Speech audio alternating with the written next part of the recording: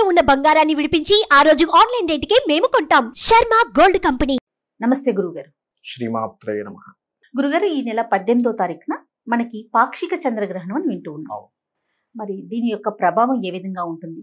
ఎందుకంటే గత కొన్ని రోజుల క్రితం మీరు కొన్ని విషయాలు చెప్పారు. మనకి జల విలయం రాబోతోంది, తాండవం చేస్తోంది. 10 నెలల క్రితమే మనం మీరు చెప్పడం జరిగింది. రాహు మారినప్పుడు మీన రాశిలోకి మారినప్పుడు మీన రాశి జలరాశి అంటారు. అవును అవును అవును. మన సుమన్ టీవీలోనే మీరు చెప్పడం జరిగింది. ప్రస్తుతం మనం చూస్తూ ఉన్నాము. అంటే ఒక్కొక్క జిల్లాని కుదిపేస్తోంది. ప్రస్తుతం గోదావరి జిల్లాలకి వర్ష తాకిడి ఎక్కువగా ఉన్నట్లుగా, చాలా ప్రమాద స్థాయికి వెళ్తున్నట్టుగా కూడా వార్తలు వింటూ ఉన్నాము. అంటే వర్షం పడటం వేరు, కుదిపేయటం వేరు. మరి ఈ గ్రహణం యొక్క ప్రభావం ఏ విధంగా ఉండబోతోంది? ఇదేమన్నా శాంతించే అవకాశాలు కనిపిస్తా ఉన్నాయా? తప్పకుండా. ఫస్ట్ ఆఫ్ ఆల్ ఏంటంటే అమ్మ, మనకి మహర్షులు గ్రహణం అనే విషయాన్ని 2 విధాలుగా చెప్పారు. ఒకటి జాగ్రత్త, రెండవది యోగము. గ్రహణం అనేటువంటిది మహర్షి కాన్సెప్ట్ లో గొప్ప యోగం కూడా. ఎలాగా అంటే మనకి గ్రహణానికి రవి, చంద్ర, రాహుకేతువులు ఒకే అలైన్ లోకి వస్తాయి. అంటే మనస్కారకుడు, ఆత్మకారకుడు. చంద్రుడు మనస్కారకుడు. మనకు వేదం చంద్రమా మనసో జాతః అని చెప్పడం జరిగింది. అలాగే ఆత్మకి రవిగా చెప్పడం జరిగింది శాస్త్రంలో. ఆ రెండు కూడా కాలమోక్ష కారకులకి ఈక్వల్ గా అయినప్పుడు మనం ఏదైనా ఒక మంత్రం పట్టుకొని జపం చేసినట్లయితే 1000 సార్లు జపం చేసినటువంటి ఫలితం వస్తుంది మనకి. అవునండి. ఓకే, మరి అలాంటప్పుడు దాన్ని గొప్ప కాలంగా చెప్పారు. మనకి 18వ తేదీ ఉదయం 6:11 నుంచి 10:16 మధ్యలో ఉంటుంది. అయితే మన ఇండియాలో ఉంటుందా ఉండదా అంటే మన ఇండియాలో కనబడదు గ్రహణం. పాక్షికంగానే ఉంటుంది. చాలా తక్కువ శాతం ఉంటుంది. అది కనబడడం చాలా కష్టం. మనకి అమెరికా సైడ్, కొరియా అటు సైడ్ కనిపిస్తుంది చెప్పాలంటే. అయితే మరి ఈ గ్రహణం కనబడదు కదా, దీని ప్రభావం ఏమైనా ఉంటుందా లేదా అంటే, ఇప్పుడు చూడండి అమ్మా, ఈ రాహువు మీనరాశి నుంచి జరిగే వరకు కూడా పలుమార్లు మనకి జలప్రలయాలు వస్తాయి అనేటువంటిది ఉంది. ఎందుకంటే రాహు ఎక్కడుంటే అక్కడ ఆ ప్రళయాలు. ఇప్పుడు రాహు నెక్స్ట్ ఇయర్ మే 30వ తేదీ వరకు అక్కడ ఉంటాడు. మే 30వ తేదీకి ఆయన కుంభంలోకి మారుతాడు. అప్పుడు పడేటువంటి వర్షాలు ఎలా ఉంటాయంటే, ఇప్పుడు గాలులతో కూడిన వర్షాలు కాదు, మామూలు వర్షాలు, బీభత్సంగా వర్షాలు పడతాయి. ఉధృతి ఎక్కువగా ఉంది. ఎక్కువగా ఉంది. అప్పుడు గాలితో కూడిన వర్షం పడుతుంటుంది. అంటే ఇంత వాన పడదు కానీ తక్కువ వానే, కానీ గాలి, ఎందుకంటే వాయుతత్వంలోకి వచ్చినప్పుడు. అదే విధంగా రాహు అక్కడికి వచ్చి, కేతు ఎప్పుడైతే మనకి సింహంలోకి ఎంటర్ అవుతాడో నాయకుల్ని మార్పులు చేస్తుంది. కేతు ఈజ్ మార్పు కారకుడు అనమాట. సింహరాశి నాయకుడు. అయితే ఇప్పుడు మనం గ్రహణం దగ్గరికి వచ్చినట్లయితే ఈ ప్రభావం ఉంటుందా ఉండదా అంటే, గ్రహణం అక్కడ పడుతుందిగా, ఇది ఓన్లీ ఇండియాలోనే కాకుండా బయట దేశాల్లో కూడా దీని ప్రభావం ఉంటుంది కొంతవరకు. అందులో ఎటువంటి సందేహం లేదు. ఎందుకంటే మల్టిపుల్ ప్లానెట్స్ అండ్ మల్టిపుల్ రాశి గ్రహ సంబంధం అంటారు. మనకి డియోల్ సైన్స్ అంటారు వీటిని. ఏది మీనం కానీ, మిథునం కానీ, కన్య కానీ, ధనస్సు కానీ డియోల్ సైన్స్ అంటారు. ఈ డియోల్ సైన్స్ లో గ్రహాలు ఉన్నప్పుడు అది మల్టిపుల్ టైమ్స్ ఇస్తుంది. ఏదో ఒకసారి వచ్చి పోదు, 2 సార్లు 3 సార్లు అలా డబుల్ ట్రిబుల్ టైమ్స్ రావడం అనేటువంటి జరుగుతూ ఉంటుంది. మరి ఈ గ్రహం యొక్క ప్రభావం మన తెలుగు రాష్ట్రాల మీద ఏ విధంగా ఉంటుందంటారు గురువు గారు? ఎక్కువగా జల సంబంధంగానే ఉంటుందమ్మా ఒకటి. ఇంకోటి ఏంటంటే, మనకి కుజుడు నీచ పొందుతున్నాడు. ఎప్పుడైతే కుజుడు నీచ పొందుతూ, రవి మనకి 17వ తేదీ తర్వాత నుంచి కేతుతోని, దాని తర్వాత మనకి తులారాశిలోకి వెళ్ళి కుజుడు దృష్టిలోకి వెళ్తున్నాడు. దీనివల్ల ఏమిటంటే అమ్మా, కొంత ప్రభుత్వం మీద వ్యతిరేకతను కూడా ఇస్తుంది ఈ గ్రహం. ఎందుకంటే అమ్మా, ఇక్కడ చంద్రగ్రహణం మనకి 18వ తేదీ అయితే ఒక 15 రోజుల తర్వాత అమావాస్యకి సూర్యగ్రహణం వస్తుంది. 2వ తేదీ 3వ తేదీ సంథింగ్ ఆ డేట్స్ లో. కాబట్టి ఏంటి, ఇది కేతువుతో కలిసి ఉన్నటువంటి రవి, దాని తర్వాత కుజుడు దృష్టిలో ఉన్నటువంటి నీచబడినటువంటి రవి. దానివల్ల ఏంటంటే ప్రభుత్వం మీద వ్యతిరేకతలు. ఈ విషయం కూడా మనం ఆల్రెడీ ఒక 15 రోజుల క్రితం చెప్పాను. మళ్ళీ ఇక్కడ గ్రహణ సమయంలో చెప్తున్నాను నేను మీకు. ఇటువంటి ఫలితాలు ఇస్తుంది. అయితే ఇది ద్వాదశ లగ్నాల వారికి, లగ్నం నుంచి అయినా సరే, రాశి నుంచి అయినా సరే చూసుకున్నట్లయితే, ఫస్ట్ ఆఫ్ ఆల్ మనం మేషం నుంచి చూసుకున్నట్లయితే, ఫస్ట్ ఆఫ్ ఆల్ మనకి మీన రాశిలో ఈ యొక్క గ్రహణం జరుగుతుంది కాబట్టి ఎక్కువగా ప్రభావం ఎవరి మీద ఉంటుంది అంటే మీన రాశి వారికి మెయిన్ గా ఉంటుంది. దాని తర్వాత కర్కాటకము, వృశ్చికము, అదేవిధంగా మనకి కుంభ, మేషరాశి వారికి స్వల్పంగా ఉంటుంది. అయితే ఒక్కొక్క రాశి వారికి ఒక్కొక్క సందర్భంలో ఒక్కొక్క విషయాల్లో జాగ్రత్త పడాలి. అదేమిటి అంటే, మీనం నుంచి మొదలు పెడదాం. మీనం నుంచి మొదలు పెడితే కనుక మీనం వారికి ఇమాజినేషన్స్, ఏదో జరుగుతుందేమో అనేటువంటి కంగారు ఎక్కువగా ఉంటూ ఉంటుంది. దీనికి రెమెడీ కూడా చెప్తాను ఏం చేసుకోవాలనేటువంటిది. మీనం వారికి కాస్త ఏదో జరగబోతుంది, ఏదో ఆందోళన మానసిక ఆందోళన ఎక్కువగా ఉంటుంది. అదే మేషం వారికి అనుకోండి, ఇన్వెస్ట్మెంట్స్ విషయంలో జాగ్రత్త పడాలి. ఇది ఎన్ని రోజులు పడాలి ఇన్వెస్ట్మెంట్స్ విషయంలో జాగ్రత్త అంటే, సరిగ్గా మనకి గ్రహణం రోజు నుంచి 40 రోజులు చెప్పారు శాస్త్రంలో. మండల కాలం జాగ్రత్తగా ఉండాలి ఎప్పుడు గ్రహణం వచ్చినా కూడా. సో ఇన్వెస్ట్మెంట్స్ విషయంలో మేషం వారు జాగ్రత్తగా ఉండాలి. వృషభ రాశి వారికి 11వ స్థానంలో గ్రహణం కాబట్టి చాలా మంచిది. అంటే అన్ని రకాల లాభాలు సిద్ధిస్తాయి వృషభం వారికి. మరి మిథునం వారికి గనక చూసుకున్నట్లయితే వాళ్ళకి కెరియర్ పరంగా చాలా బాగుంటుంది. దశమ స్థానంలో గ్రహణం చాలా మంచిది. అయితే ఇక్కడ ఈ కెరియర్ విషయంలో జాగ్రత్తగా ఉండాలి. కానీ దీంతో పాటు మనం జాగ్రత్త తీసుకోవాల్సిన మరొక జాగ్రత్త ఏమిటంటే, బాగుంటుంది కానీ ఎవరు వృషభం వారికి లాభాలు బాగుంటాయి. మిథునం వారికి కెరియర్ గ్రోత్ ఉంటుంది. కానీ ఒక జాగ్రత్త కూడా తీసుకోవాలి మిథునం వారు. ఏమిటది అంటే, ఎవరైనా చూడండి అమ్మా, ఇప్పుడు ఏదైనా ఉద్యోగం ఇప్పిస్తాను, పలానా డబ్బులు కట్టండి, మీకు గవర్నమెంట్ జాబ్ ఇప్పిస్తామంటూ ఉంటారు. అటువంటి విషయాల్లో మోసపోయే ఛాన్స్ ఉంటుంది. అదొక్కటి చూసుకోవాలి కొద్దిగా. అదేవిధంగా కర్కాటకం వారికి కనుక చూసుకున్నట్లయితే, ఇక్కడ లాంగ్ జర్నీస్కి వెళ్ళేటప్పుడు బ్యాంక్ ట్రాన్సాక్షన్స్ విషయంలో జాగ్రత్తగా ఉండాలి. ఒక్కోసారి హ్యాకింగ్స్ లాంటివి జరుగుతుంటాయి సార్. ఎందుకంటే భాగ్యస్థానం అనేది మూలధనంగా చెప్తూ ఉంటారు శాస్త్రంలో. అదేవిధంగా సింహం వారికి కూడా స్వల్పంగా బాగుంటుంది. కాకపోతే వాహనాల మీద వెళ్ళేటప్పుడు జాగ్రత్తగా ఉండాలి. ఇక కన్యా లగ్నం వాళ్ళకి కనుక చూసుకున్నట్లయితే, కన్యా లగ్నం రాశి వారికి కనుక చూసుకున్నట్లయితే, వివాహ నిర్ణయాలు, వివాహ సంబంధించినటువంటి విషయాల్లో జాగ్రత్తగా ఉండాలి. ఎందుకంటే సప్తమంలో జరుగుతుంది కదా. అవునండి. ఇక వివాహం ఒకటే కాకుండా పార్ట్నర్షిప్స్ విషయాల్లో కూడా కొంత జాగ్రత్తగా ఉండాలి, బిజినెస్ పార్ట్నర్షిప్స్ విషయాల్లో. అదేవిధంగా మనకి తులారాశి వారికి కనుక చూసుకున్నట్లయితే, వీరికి 6వ స్థానంలో గ్రహణం చాలా మంచిది. అంటే ఏమిటి, కొన్ని కేసెస్లో గెలవడం, కొన్ని ఇప్పుడు చూడండి కొన్ని స్పోర్ట్స్ రిలేటెడ్ సంబంధించి ఉంటాయి. అటువంటి విషయాల్లో వీళ్ళకి గెలుపు రావడం అనేటువంటి చాలా స్పష్టంగా చూపిస్తుంది. ఇక అదేవిధంగా మనం చూడండి, ఎప్పుడైనా సంతానం అంటే మనకి గర్భవతులు జాగ్రత్తగా ఉండాలండి అంటుంటారు చూసారు. వారు ఎవరు ఏ రాశి వారికి అంటే, అది పర్టికులర్గా వృశ్చికం వారికి. వృశ్చికం వారికి కొంత, మీనం వారికి కొంత ఈ ఎఫెక్ట్ చూపిస్తుంది. అయితే ఇండియాలో లేదు కదండి, ఇండియాలో కూడా అలా ఉండాలి, కొంత జాగ్రత్త సరిపోతుంది. ఏ దేశాల్లో అయితే అది కనిపిస్తుందో ఆ దేశాల్లో చూసుకుంటే మంచిది, కానీ ఇండియాలో అంత ప్రభావం అయితే ఉండదు.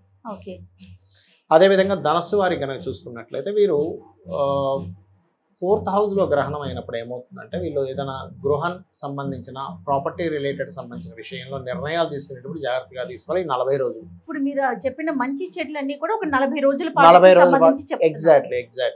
ఎందుకంటే గ్రహణం వచ్చే ముందు ఎలా అయితే 6-7 గంటల ముందు సోల ఎలా అంటారో, గ్రహణం వెళ్ళిపోయిన తర్వాత 40 రోజుల పాటు, మండల కాలం పాటు దాని ప్రభావం ఉంటుంది అని శాస్త్రం. ఇక మకరం వారికి అనుకోండి అమ్మా, 3వ స్థానం గ్రహణం చాలా మంచిది. వాళ్ళకి ఏంటంటే కొన్ని లావాదేవీలు, ఎప్పటి నుంచో తగినటువంటి లావాదేవీలు క్లియర్ అవుతాయి. ఇక కుంభం వారికి కనుక తీసుకున్నట్లయితే, ఫైనాన్షియల్ మ్యాటర్స్ విషయంలో చాలా జాగ్రత్తగా ఉండాలి కుంభం వారు. చాలా కేర్గా ఉండవలసినటువంటి పరిస్థితి ఉంది కుంభం వారు. ఇక ఈ రాసుల వాళ్ళందరూ కూడా ఎవరికైతే ఇబ్బంది ఉందో వాళ్ళు చేసుకోవాల్సిన జాగ్రత్తలు ఏమిటి అని చెప్పి చూసుకున్నట్లయితే, పర్టికులర్గా ఇక్కడ వీళ్ళు చేసుకోవాల్సినటువంటిది కొన్ని దానాలు చెప్పారు శాస్త్రంలో. ఏమిటవి అంటే, రవిచంద్ర సంబంధించినవి, అంటే రవిచంద్ర ప్రతిమలు ఉంటాయి మనకి, సిల్వర్ రిలేటెడ్ సంబంధించినవి ఉంటాయి. అవి 2 ప్రతిమలు, గోధుమలు, బియ్యము, మినుములు, ఉలవలు గుర్తుపెట్టుకోండి. గోధుమలు, బియ్యము, ఉలవలు, మినుములు, వీటిని దానంగా ఇవ్వాలి. దీంతో పాటు మనకి ఒక చిన్న రాగిది కానీ లేకపోతే మన ఇత్తడిది కానీ తీసుకొని, ఒక చిన్న గిన్నెలా తీసుకొని దానిలో స్వచ్ఛమైనటువంటి ఆవు నెయ్యి పెట్టి ఇవ్వాలి. దానివల్ల ఏమవుతుందంటే వీళ్ళకి గురుబలము, ముఖ్యంగా గురుబలం పెరుగుతుంది, రవిచంద్రుల యొక్క బలం పెరుగుతుంది, రాహుకేతువుల యొక్క దోషం తగ్గుతుంది. దీంతో పాటు వీలైతే కొంత బియ్యము, కొంత దక్షిణ కనుక దానంగా ఇస్తూ, చిన్న నాగపడికి కూడా ఇస్తారు కొన్ని ప్రాంతాల్లో, అది కూడా ఇస్తే చాలా మంచిది. ఇవి కనుక దానంగా ఇచ్చినట్లయితే దోషం పోతుంది. మరి కొన్ని ప్రదేశాల్లో దానం తీసుకునే వాళ్ళు ఉండరు. అప్పుడు ఏం చేయాలి అంటే, వీళ్ళు పర్టికులర్గా 2 దీపాలు వెలిగించుకొని వాటిని రాహుకేతువులుగా భావించి వాటికి నమస్కారం చేసుకోవడం కానీ, రవిచంద్రులుగా భావించి నమస్కారం చేసుకోవడం చేయాలి. దీంతో పాటుగా గ్రహణం రోజు మనం పాటించాల్సిన ప్రత్యేకమైన నియమాలు ప్రతి ఒక్కరూ కూడా పాటించాల్సిన ఏమైనా ఉంటాయా గురుగారు? తప్పకుండా ఉంటాయమ్మా. మొట్టమొదటిగా ఏంటంటే అమ్మా, గ్రహణానికి ముందే, అంటే మార్నింగ్ గ్రహణం కదా, దానికంటే ముందే ఎర్లీ మార్నింగ్ 4 o'clock లేచి కానీ లేదా ముందు రోజు కానీ దర్భ వేయాలమ్మా. తినేటువంటి పదార్థాలు ఉంటాయి కదా, దర్భ వేయాలి ఒకటి, నిల్వ ఉంచే వస్తువులు కూడా అంతే కదండి. అవునమ్మా. రెండవది ఏంటంటే, ఇప్పుడు గ్రహణానికి ఉన్న శక్తి ఏంటంటే మన కర్మల్ని తొలగిస్తుంది. ముఖ్యంగా 6 గంటల 11 నిమిషాల గ్రహణం ప్రారంభం. చక్కగా పట్టు స్నానం చేసి మీకు ఒక సమస్య ఉంటే ఆ సమస్య తగ్గట్టుగా మనం మంత్రం చేసుకోవాలి. ఇప్పుడు కొంతమందికి అప్పులు బాధ, ఇవాళ రేపు చూడండి అందరికి అప్పుల బాధలు తగ్గడానికి శాస్త్రంలో ఓం అపర్ణాయే నమః ఈ మంత్రం అద్భుతంగా పనిచేస్తుంది, అందులో ఎటువంటి సందేహం లేదు. అపర్ణాయే నమః, అపర్ణాయే నమః అంటే అపర్ణాయే నమః అంటే దాని అర్థం ఏమిటంటే పర్ణములు విడిచిపెట్టినటువంటిది అమ్మవారు. శివుణ్ణి ధ్యానం చేస్తూ ఎండిన ఆకు కూడా తినలేదట అమ్మవారు. ఆకుకి బుధుడు కారకుడు, బుధుడు అప్పులకు కారకుడు. అంటే అమ్మ నువ్వు వదిలేసావు అనుకుంటే ఇక్కడ ఈ బుధ సంబంధించిన దోషం పోతుంది, వాళ్ళకి అప్పులు పోతాయి. ఓకే, అలాగే రెండవది ఈ మంత్రాన్ని జపిస్తూ ఉండాలి. విడుపు వరకు జపించి విడుపు స్నానం చేస్తారు. ఏమంటే మనకి ఇక్కడ గ్రహణం లేదు కదా పని చేస్తుంది అంటే ఖచ్చితంగా పనిచేస్తున్నాం. ఎందుకంటే ఇప్పుడు చూడండి మన జాతక చక్రంలో చంద్రుడు పాడయ్యాడు, ఆ వ్యక్తి పుట్టాడు, చంద్రుడు భూమి మీద ఆ సమయంలో కనబడకుండా అవతల దేశంలో ఉన్నాడు, కానీ వాడి ప్రభావం పడుతుందా లేదా? అలాగే ఏంటంటే గ్రహణ ప్రభావం మంత్ర సంబంధంగా మనం మంత్రం చేసినప్పుడు దాని ప్రభావం 100% ఉంటుంది. అలాగే ఉద్యోగాలు లేవు ఇవాళ రేపు, చక్కగా మీరు కనుక ఎవరైనా సరే ఉద్యోగం కావాలంటే ఈ గ్రహణ సమయంలో ఓం శ్రీమాత శ్రీ మహారాజ్ని శ్రీమత్ సింహాసనేశ్వరియే నమః లేదా ఓం మాణిక్య మకుటాకార జానుద్వయ విరాజితాయే నమః ఈ మంత్రం చేసుకుంటే ఖచ్చితంగా వస్తుంది, అందులో ఎటువంటి సందేహం లేదు. కాకపోతే సంశయించకుండా చేసుకోవాలి, నేను అమ్మవారిని చేస్తున్నాను నాకు వస్తుంది అనేటువంటి భావంతో.